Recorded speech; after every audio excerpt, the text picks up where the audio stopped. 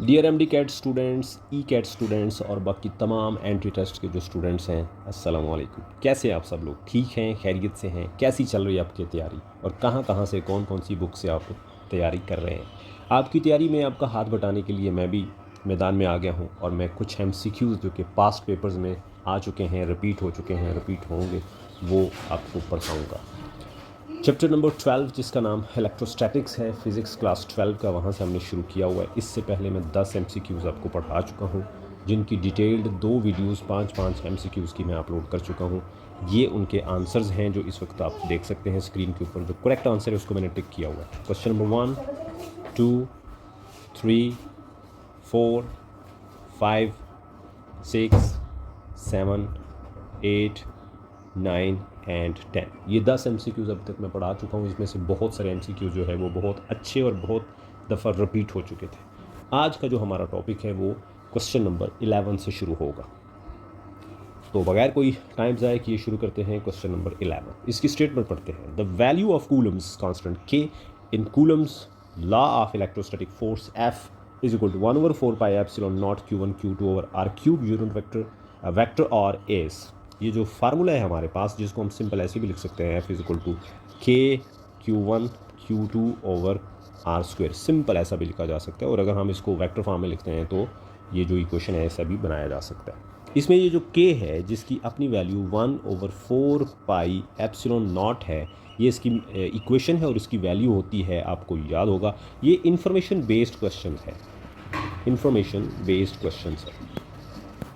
तो इसकी जो वैल्यू है वो है 9 × 10⁻⁹ यूनिट आपको याद होगा, और नहीं है तो आप देख लें, वो है न्यूटन मीटर स्क्वायर कूलम -2। इसके बरक्स एक ग्रेविटेशनल कांस्टेंट होता है जिसको हम G के साथ रिप्रेजेंट करते हैं। उसकी वैल्यू होती है 6.67 10⁻11 न्यूटन मीटर स्क्वायर। उसमें किलोग्राम -2 आता है। सो जो 4 ऑप्शंस आपके सामने हैं ABCD, उसमें A the first one is correct option. ठीक है, चलते हैं नेक्स्ट क्वेश्चन पे। Question number 12, the force of repulsion between 2 electrons separated by a distance of 1.6 millimetre is. 2 electrons हैं और उन दोनों के बीच में जो फासला है वो है 1.6 मिलीमीटर। तो इलेक्ट्रॉन सेम लाइक चार्जेस हैं, एक दूसरे को रिपेल करेंगे, तो इनके बीच में जो फोर्स है वो रिपल्सिव होगी। और वो कितनी होगी? ABCD 4 ऑप्शंस दी हुई हैं, लेकिन ऐसे हम इसको गैस नहीं कर सकते जब तक हम इनको सॉल्व नहीं कर लेते। तो जो चार्ज है Q1 Q2 दोनों इलेक्ट्रॉन के बराबर हैं, और इलेक्ट्रॉन का कितना चार्ज होता है? 1.6 10⁻⁻19 कूलम। और इनके बीच में जो फासला है वो है 1.6 मिलीमीटर, और मिली को ख़त्म करेंगे तो 1.6 10⁻³ मीटर आएगा। फोर्स हमसे पूछी हुई है और फोर्स का फार्मूला आप जानते हैं, K Q1 Q2 over R square. इसको मैं ऐसे भी लिख सकता हूँ 9 × 10⁻9। Q1 Q2 दोनों इलेक्ट्रॉन हैं और सेम है, तो ये स्क्वायर बन जाएगा 1.6 10⁻⁻19 का होल स्क्वायर। दोनों को बारी बारी लिखने की बजाय उसके ऊपर मैंने स्क्वायर डाल दिया है। और नीचे 1.6 10⁻³ का भी होल स्क्वायर आएगा। चलो इसको सॉल्व करते हैं। 9 × 10⁻9, 1.6 का स्क्वायर अलग कर देते हैं, और 10⁻⁻19 जब 2 से मल्टीप्लाई होगी तो 38 हो जाएगी। नीचे इसी तरह 1.6 का स्क्वायर अलग कर देते हैं, और 10⁻³ जब 2 के साथ मल्टीप्लाई होगी तो -6 हो जाएगी। अच्छा, आप देखना, ये 1.6 स्क्वायर 1.6 स्क्वायर के साथ कट जाएगा, और जब ये ऊपर जाएगा तो इस वैल्यू को 32 कर देगा। और ये जो 32 है इस 9 के अंदर जब मिक्स होगी तो ये आंसर आएगा 9 × 10⁻, हमारे पास पहले है 9 और -32, और 9 जब 32 में से सब्ट्रैक्ट होंगे तो हमारे पास बचेगा 10⁻32 -9 -23, और साथ यूनिट क्या आएगा? Newton.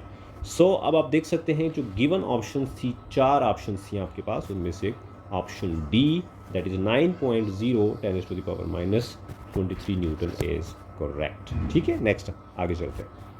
Question number 13, if the distance between 2 point charges is half and the magnitude of each charge is doubled, the force between new charged particles will be। भाई ऐसा है कि 2 हमारे पास पॉइंट चार्जेस हैं, उन दोनों के बीच का जो डिस्टेंस है उसको हम आधा कर देते हैं, और उनकी जो मैग्नीट्यूड है दोनों चार्जेस की उसको हम डबल कर देते हैं। ऐसा करने पर जो नए चार्जेस बन जाते हैं उनके बीच में कितनी फोर्स होगी। तो चलें इसको सॉल्व करते हैं। सबसे पहले आपको देखना होगा जो डिस्टेंस है r वो हो गया r/2, ओके।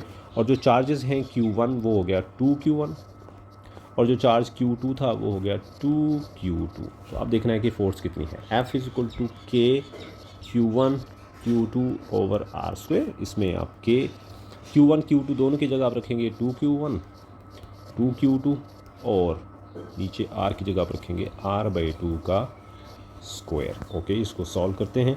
ऊपर 2 मल्टीप्लाई होकर के हो जाएगा 4 और पीछे रह जाएगा K q1 q2 और नीचे जब हम इसको ओपन करेंगे तो ये बन जाएगा r²/4। अब ये थर्ड रैंक पे आ गई ये वैल्यू। ऊपर जाकर ये 4 के साथ मल्टीप्लाई हो जाएगा और हमारे पास बाकी बचेगा 16, 4 4 16 multiplied by K q1 q2 over r²। इस तरह से ये बन जाएगा 16। अगर मैं इसको f' कह लेता हूँ तो जो पहले वाली फोर्स है इसको f' नहीं कहेंगे, इसको सिंपल f कहेंगे, इसको f' कहेंगे। f' = 16f। That means what, 16 Guna 16 times उसमें इजाफा हो जाएगा। तो जो गिवन ऑप्शंस हैं A B C D चारों मैं नहीं पढ़ूंगा, मैं करेक्ट आंसर देख लेता हूँ कौन सा है। तो ये बिकम 16 टाइम्स, यानी ऑप्शन C इज़ करेक्ट। ठीक है, सोल्यूशन आपके सामने आ गया। चलें क्वेश्चन नंबर 14 पे चलते हैं। 2 charged particles having a charge of +6 microcoulomb and -9 microcoulomb attract each other. Attract तो करेंगे क्योंकि एक पॉजिटिव है एक नेगेटिव है।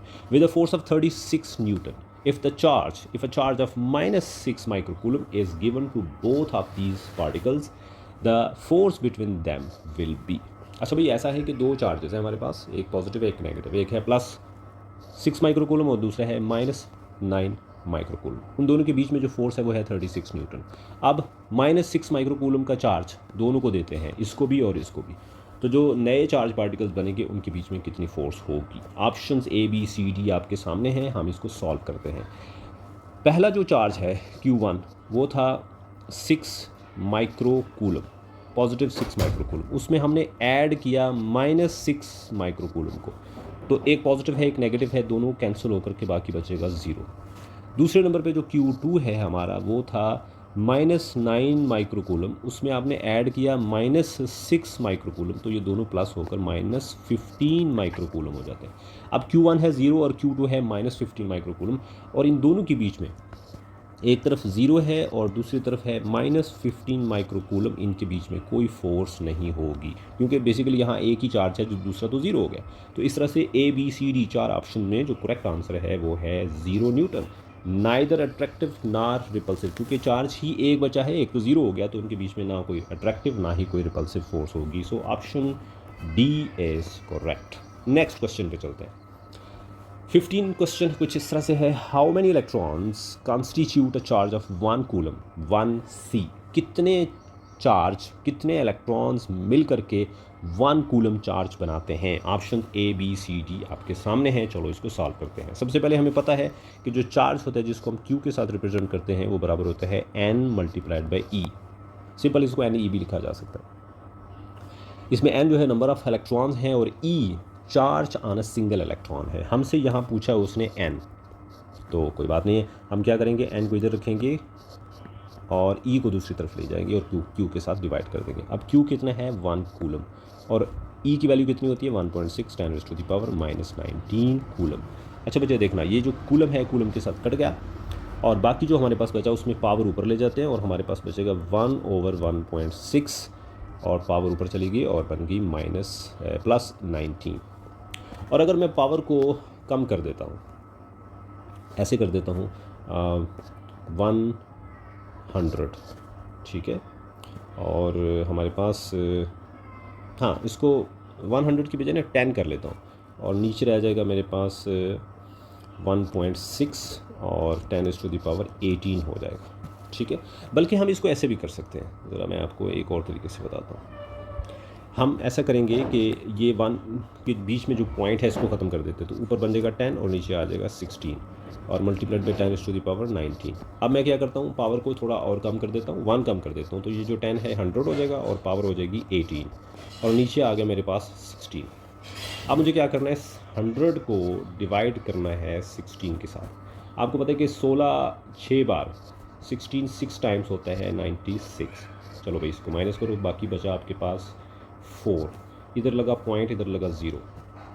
16 2 टाइम्स 32, ओके, इसमें से माइनस किया, बाकी बचा आपके पास 6 नहीं सॉरी 8, और उसके बाद आपने यहाँ लगाया 0 और 16 5 80 और माइनस किया तो बाकी बचा 0।